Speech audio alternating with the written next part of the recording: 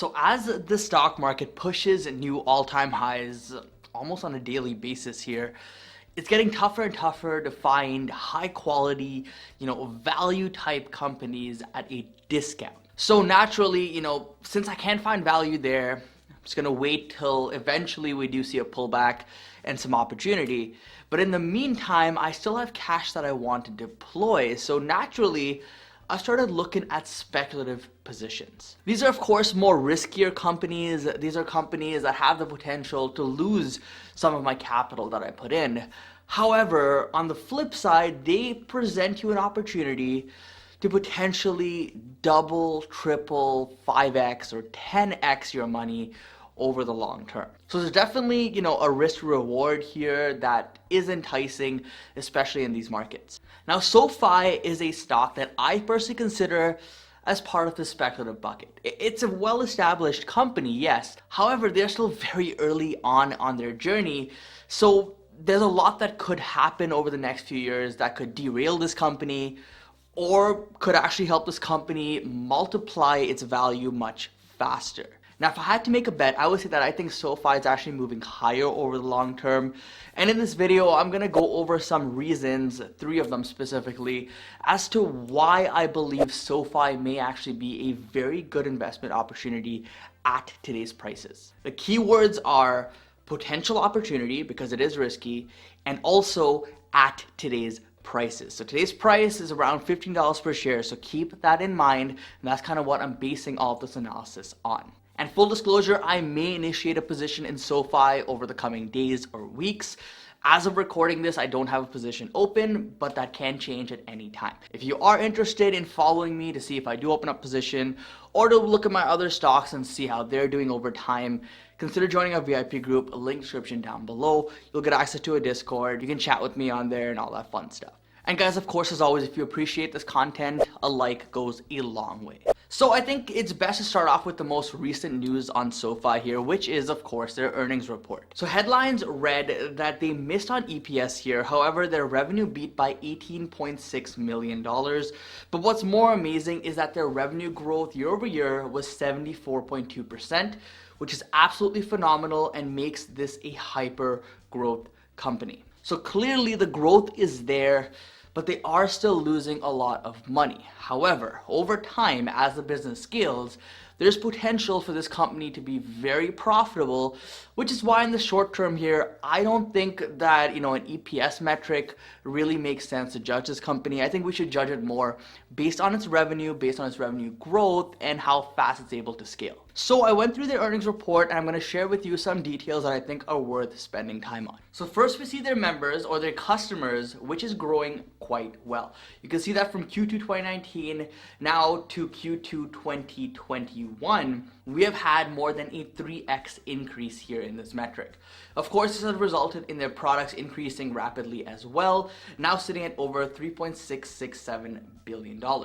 These products are broken down into lending products, which saw modest growth due to the pandemic affecting it directly with things like student loans, which I'll discuss in a second, and financial service products, which is growing 243% year over year. Now, at first glance, it may be concerning to see their lending products, not really growing that impressively. It's pretty modest growth.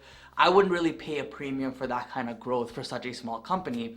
But when you think about it, SoFi does a lot of student loans, and during the last year, that segment has been hurt tremendously.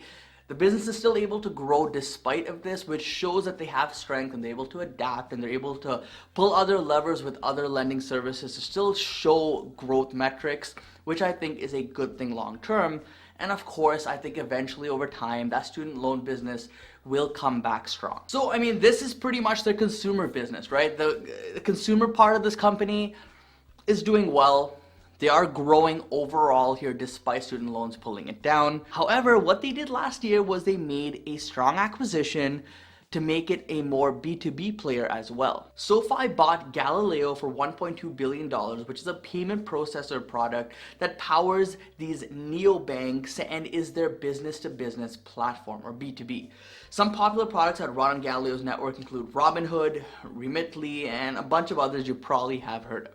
We can see here since their acquisition in Q2 2020, Galileo has gone from 36 million accounts to over 79 million accounts, which is over 100% growth year over year, and this should continue for the foreseeable future. But one thing to note, guys, is that while they are showing strong growth, the space that they're in is a very competitive space. Stripe, Square, even Goldman Sachs are all competitors here to Galileo, so we will see over time how all of this shakes out. But just keep in mind that it isn't really green fields here for SoFi to go out there and capture as much market as they want, because they have massive $100 billion companies competing here as well. So, your main takeaway from this, if you're looking at SoFi's business model, should be this. They have two approaches to their business, B2B, consumer facing, and within that they have lending, which is loans, and Galileo, like we just discussed, which is their B2B platform, and then finally financial services, which is their more super app, which is where they want to allow customers to invest, save, get a credit card, all that stuff through SoFi and more. So that's really in a nutshell what SoFi is, what kind of the value of this business is, how they're helping customers out there. And I think at this point now, we need to discuss why it's enticing at a $15 price point. So I think that naturally leads us to my first reason here, which is the valuation. For fiscal year 2021, taken directly from SoFi, they expect nearly $1 billion in revenue, which would equate to 58% growth year over year. And this would also mean that their adjusted EBITDA, which is a measure of profitability, would be positive at 27 million. So these are good signs, right? Strong growth, well over 50% still, despite student loans pulling down the business right now.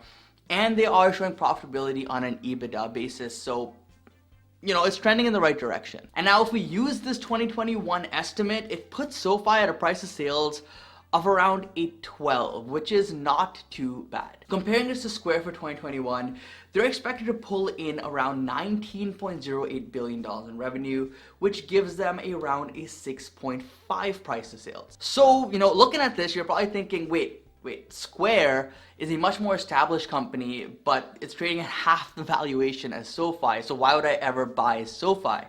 Well, the answer is if you're looking at next year, Square is actually expected to only grow around 10%. They'll probably beat that, but I don't think it's going to be something like, 30-40%. Whereas SoFi is probably going to post those numbers again. They're probably going to post 30, 40, 50% plus growth year over year, and it's going to be like that for the next few years, which is why you're paying a premium for that company. Now, is a 2x premium over Square worth it? I think it probably is if this company can continue growing the way it has. Really, in a nutshell, you're paying a 2x premium for a company that's growing 5x faster.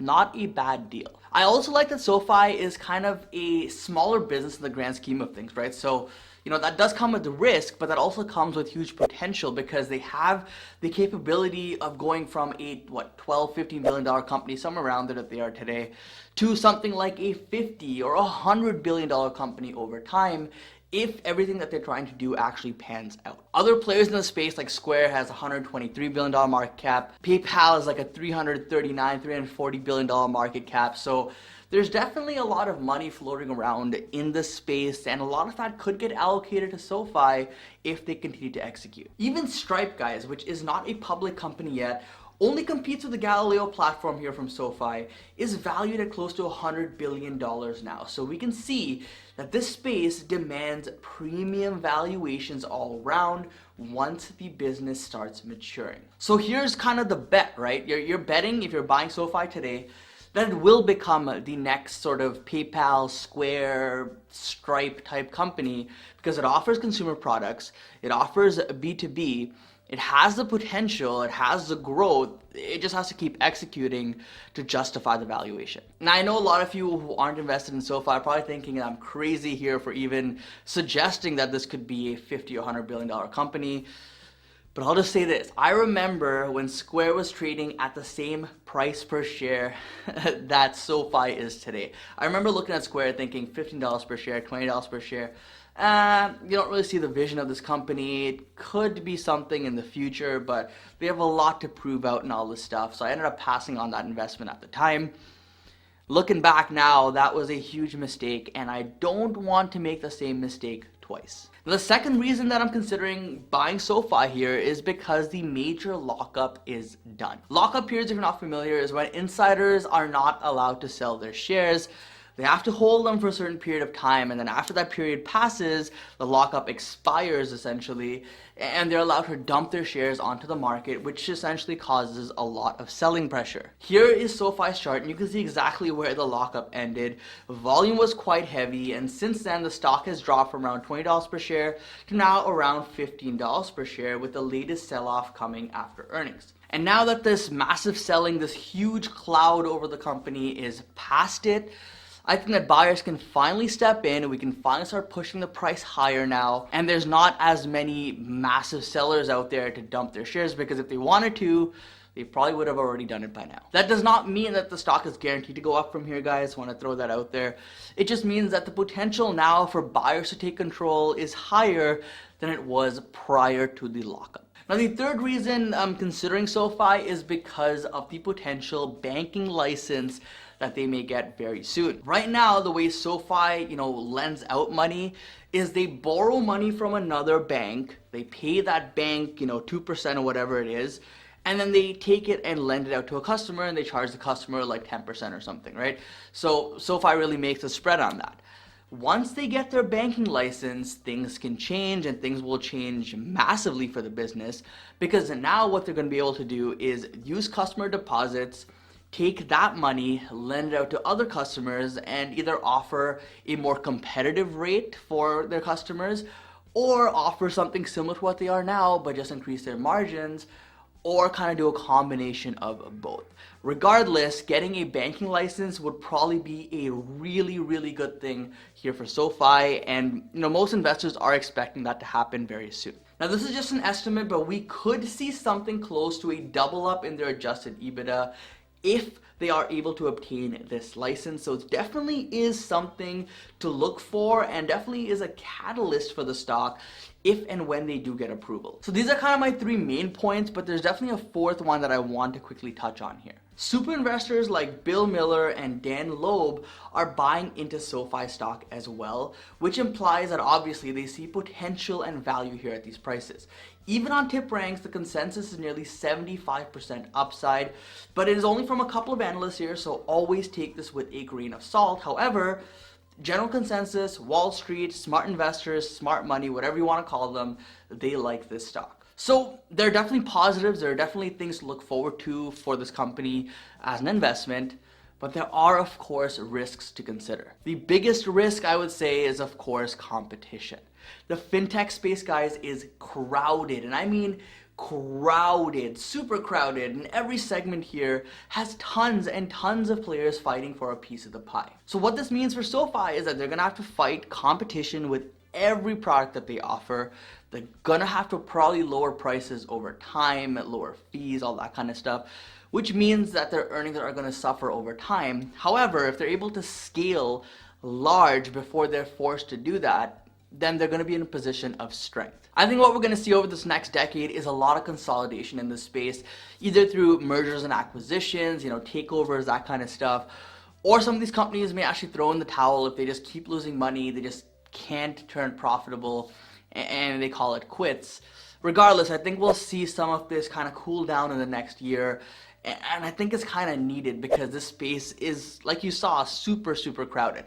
I think large players like Visa, MasterCard are going to start gobbling up some of these companies over time. I think the large banks, JP Morgan, Bank of America, they're also probably going to start buying up some of these companies, but we'll have to wait and see if they actually have a chance here to compete in this new digital age. Because the real thesis for a lot of these companies is that these big banks that have hundreds of billions of dollars in them will fail over time, and then money flows to all these smaller companies. Now quickly here, I just want to throw the balance sheet up for SoFi because they're in pretty good standing and they have good assets to show for, $768 million in cash. However, there is long-term debt to consider and make note of, which is around $2.5 billion. However, in the short term, this is not too much of an issue. Could be a hindrance long term, but for now, it's not a big deal. So I think bottom line is that SoFi does provide us a very interesting risk to reward here at these current prices. You have the potential to see this become a multi-bagger stock, go from like 12, 13 billion dollars to like 20, 40, 50, 100 billion dollars over time. That's a possibility. I'm not going to rule that out because it could happen if they execute. However, even if in a worst case they don't really execute that well and they just do okay, I still think that the company is going to be worth more than what it is today. I think right now the valuation is suppressed. These kind of speculative and previously SPAC stocks are out of favor, which is why a lot of them are just oversold here, and SoFi is probably in that bucket. So if you're a long-term investor and you're willing to kind of ride through the volatility with stocks like this, it's definitely an opportunity to look into. For me, like I said before, I may initiate a position very soon. It will be a speculative play. If I do, it's not going to be a core position of mine, so it is going to be in the smaller part of my portfolio. I'm not going to bet the farm on this, but I may put a decent amount of money in here because I do see the potential over time. Their metrics are good. It isn't a space that I want some more exposure to, and hey, the risk reward, like I said, makes sense. Anyways, guys, hope this video was valuable. Again, if it was, hit the like button, subscribe as well, and thank you so much for sticking around. Hope you enjoyed the video. Don't forget to invest positively, and I'll see you in the next one.